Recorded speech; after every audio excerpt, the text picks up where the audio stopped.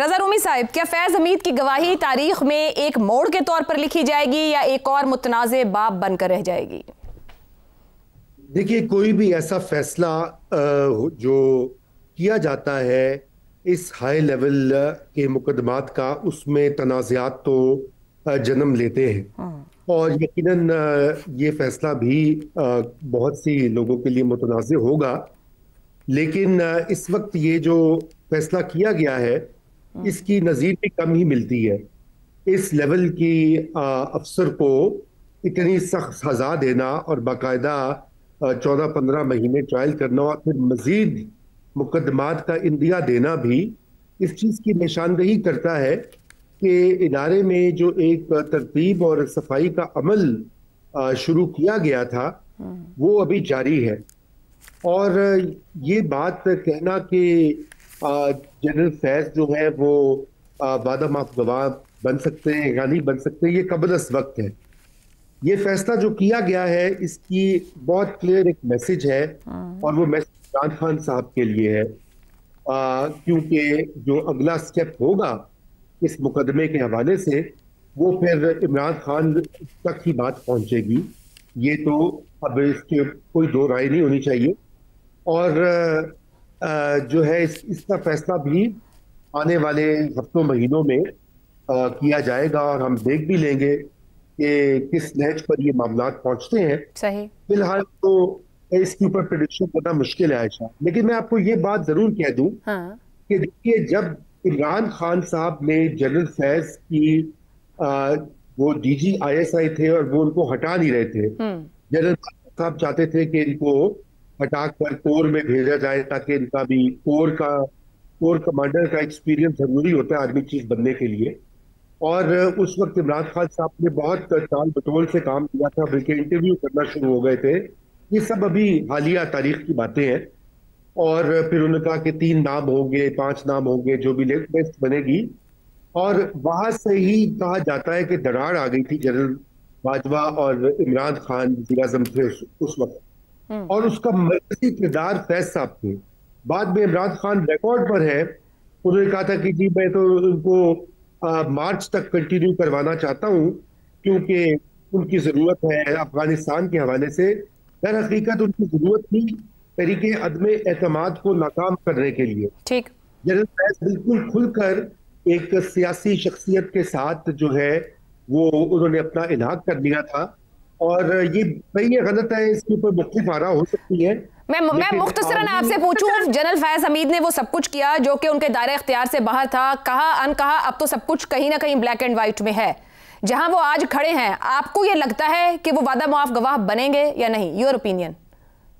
देखिए, बिल्कुल बन सकते हैं। तारीख में हुआ है पाकिस्तान में, भुट्टो साहब के मुकदमे में कई लोग, उनके करीबी लोग जो थे वो बन गए थे वादा माफ गवाह। लेकिन ये अभी देखने की बात है, अभी तो फिलहाल सिर्फ कराया जा रहा है। दुरुस्त। DG ISPR की प्रेस कॉन्फ्रेंस के बाद ये तवक्को की जा रही थी कि सियासी फजा में किसी हद तक एहतियात और तहम्मुल इख्तियार किया जाएगा, मगर कोहाट जलसे में खैबर पख्तूनख्वा के वजीर आला और पाकिस्तान तहरीक इंसाफ के दीगर रहनुमाओं की तकारीर ने एक बार फिर इश्तियाल अंगेज सियासत का मुजाहरा किया है। वजीर आला सुहेल आफरीदी की जानिब से कहना कि इस बार D चौक जाएंगे तो आज़ादी या कफन में वापस आएंगे, एक ऐसा जुमला है जो न सिर्फ कशीदगी को बढ़ाता है बल्कि रियासती इदारों और कानून नाफिज करने वाले निज़ाम के लिए भी संगीन सवालात खड़े करता है।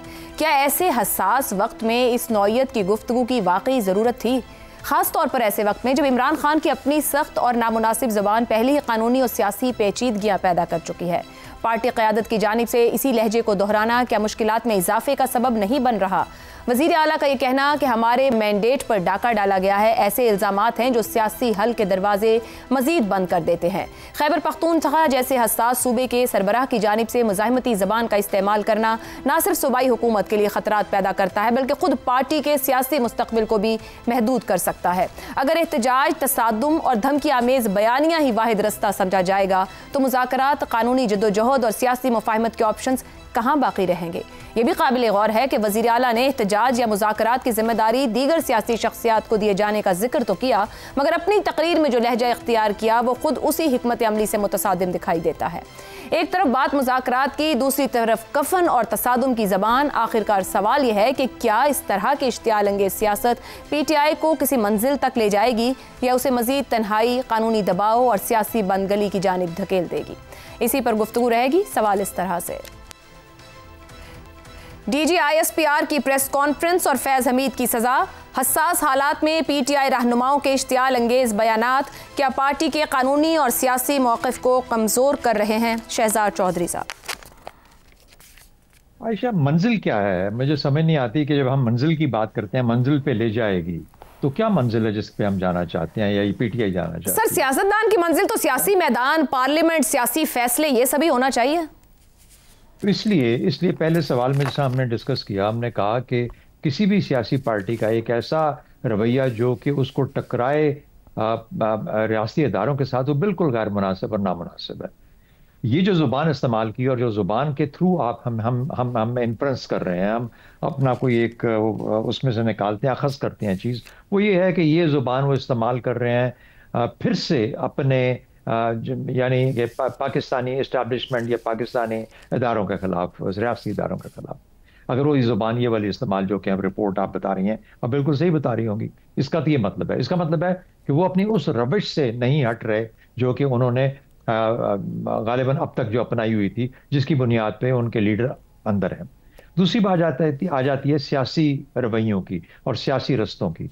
वो भी हमारे सामने बिल्कुल वाज़ेह है कि सियासी रवैये और सियासी रस्ते सियासी लोगों के साथ ही किए जा सकते हैं। आप इस्टेब्लिशमेंट के साथ मिलकर तो सियासी रवैया कोई नहीं बना सकते। इस्टेब्लिशमेंट एक सियासी एंटिटी नहीं है, तो इसलिए मिसमैच है।